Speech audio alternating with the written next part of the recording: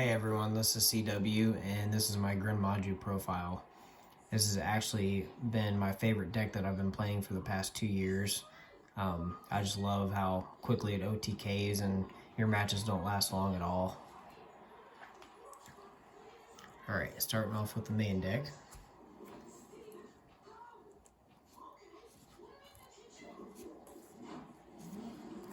We have 3 Gren Maju. For people that don't know what this card actually is or what it does, if they've never seen it, so this card's attack and defense are each equal to the number of your banished cards times 400. If you can see that, if the camera focuses. There you go. I love that they printed it in super rare, but I wish it'd be an ultimate.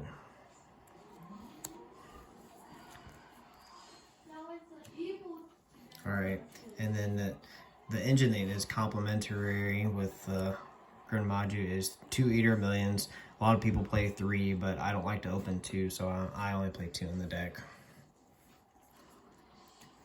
And then actually this is the best card in the deck.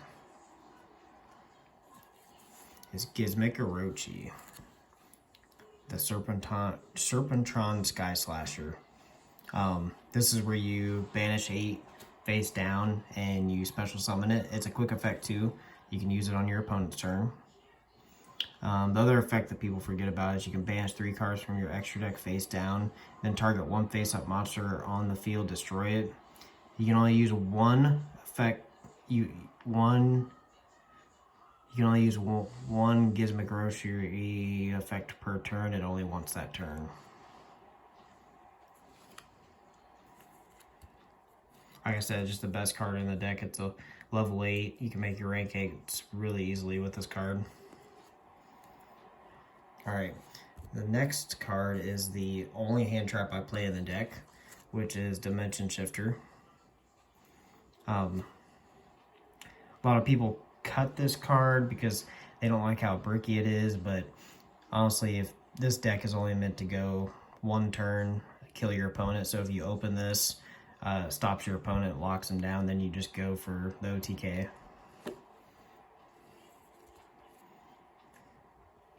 Next is the Danger package.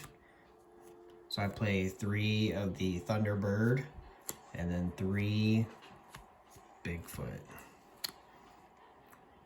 It's the only Dangers I play. It's they're level 8s. It's the best for the deck. Allows you to go into your rank 8s. And then next, since you're going second, you definitely have to play your Kaijus. With Fluunderies going around, definitely have to play the Wind Kaiju, and coincidentally it's a level 8. And then going with the Wind Kaiju, I have the Gamba Seals, and they're level 8 as well. So it's 6 Kaijus. It's the only Kaijus I play in the deck.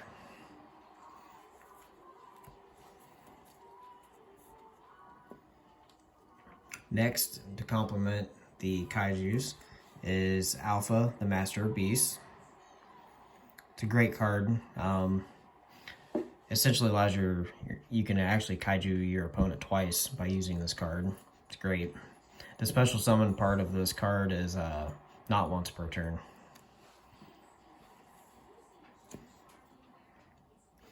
And then since it's a go second deck, you have to definitely play the Pankratops. Free special summon, pop a card. And then since the only normal summon in the deck is the Gren Majus, I actually opted, so a lot of people play Fairy Tail Luna. I actually go for the Zodiac package, so I play 1 Whiptail and 1 Thoroughblade. I'll show you a little bit later why I use this package and why I think it's essential in the deck compared to Fairy Tail Luna.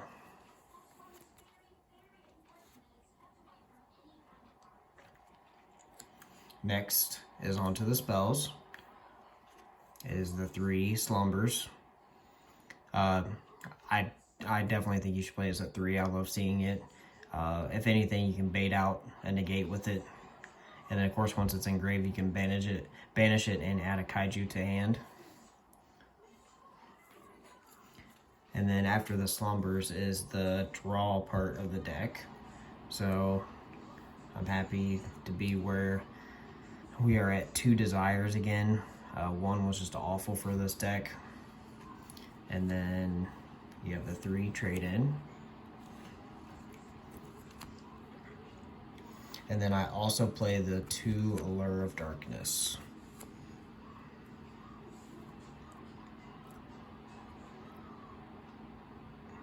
So it gives you 7 draw cards in the deck, which is great. I've actually thought about playing 1 more Allure, which would make it a 41 card build instead of 40. I may actually do that. I think it would be good. I mean, you could essentially play up to like, I wouldn't go over 45 in the deck. You could really go up to 45 with as much as you banish in this deck. I know there's some builds where they play 60. I'm just not a fan of the 60 card deck. I'd rather see what card I want to see, have a better chance of seeing it. And then, actually, these 2 cards are like my favorite cards in the deck. Change of Heart and Harpy's Feather Duster. I love that this is back. It's, when you get to see it, it's really powerful. I'm actually using my original starter deck Yu-Gi back from when I was a kid. And then of course the Harpy's Feather Duster. People don't expect you to main this. It's a one of, so if you can blow a Eldritch player out or any of the back row players out, it's great to see it. Alright, like I said, that's 40 in the main. Now we're going to go to the extra deck. We'll start with the XYZs. The first one is actually number 23, Lancelot. This card is actually very important right now. I make it more often than not. It gives you a negate that's mandatory. So you can go into it, summon your Maju, and then if something tries to negate your Maju, like an Imperm or something like that, it'll stop it and negate it. It's great.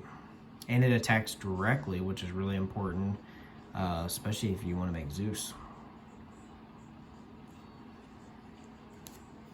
All right, and then the next package is actually the Numeron package. This is your other, I guess, win condition in the deck. You can easily make it. Go under 97, uses effect, attach 38 to 100, and then you have a 9,000 beater.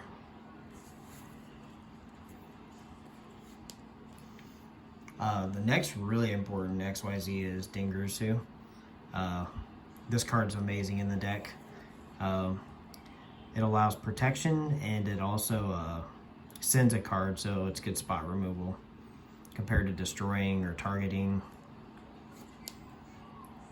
And then the last of, well, I have another package I want to show off, but of course to complement the XYZs, you gotta play Zeus. Another reason that I play this is the Zodiac package.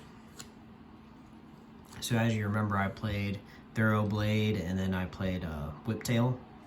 So sometimes you get those bad hands.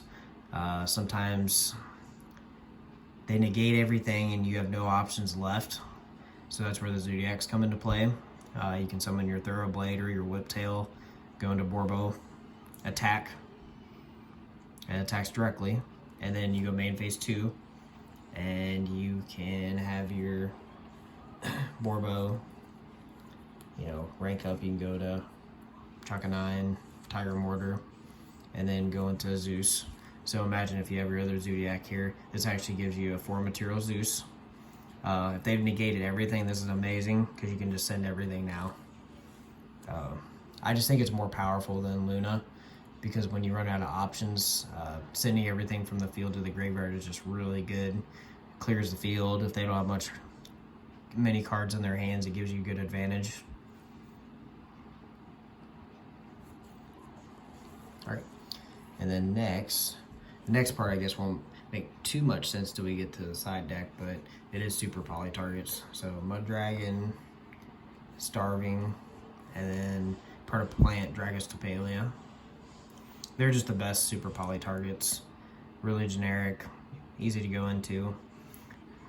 I don't main Super Poly. I just think that I don't like maining it, and it's never worked out for me. It's just best to side deck it for game 2 and 3 when you know you need Super Poly against that matchup. And then the last is the links. Just 3 link monsters.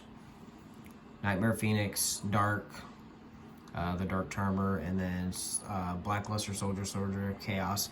This is actually the best link to go into in the deck. This is just for the spot removal. This I played heavily through DPA format. I may change this out to maybe another XYZ or something different. I don't find myself going into it much right now, but it's good. A lot of people play dark decks, so. All right. And then last is the side deck. So of course it's an OTK deck. So most time your opponent will be like, well, you can go first. Then this is why you side these. Summon limit, and there can be only one. Just side these in, good to go. If you end up drawing them in your opening hand, that's amazing. Summon limit's really good this format. I'm actually liking it a lot. And then another one, so this, I guess, would be your second hand trap that you play. Shifter in the main, Lancey in the side. There's just so many decks that banish. It covers up a lot of matchups, especially in locals. So I love playing it in the side. It comes up really well. So, and then like I mentioned before, you have your Super Polys. Of course, right now you'll side it in mostly for Despia, Branded. That's usually what I use it the most for right now. So, really good side deck card. And then you have to have some more back row removal. So, play the Twisters. I could definitely say I'd love these to be 3 Lightning Storm. However, don't have the money for it right now.